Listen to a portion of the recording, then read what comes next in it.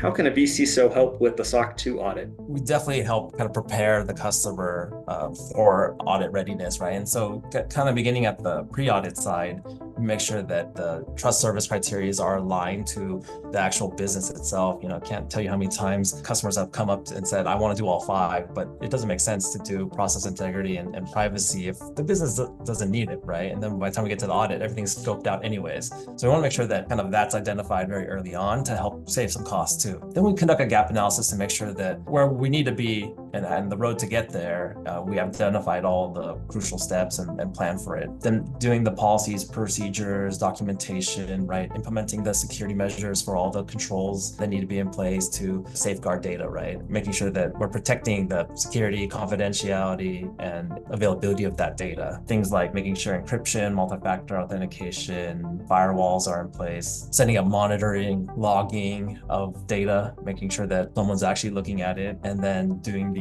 awareness training. And then as we get to more audit readiness, we will help the auditor by collecting all the evidence on behalf of that customer. And so we're doing that kind of project management as well as being the liaison back between the customer and the auditor and vice versa. Coming from the auditor side, we like companies that have a vCISO or something in place because as auditors, we're feeling more confident that these are actually in place, that they're actually operating effectively, and they know what they're doing. The audit goes smoother because they've already been collecting that evidence. So, is it worth it for a small company to spend a few extra dollars to get a vCISO? Yeah, I would mark it on my checkbox.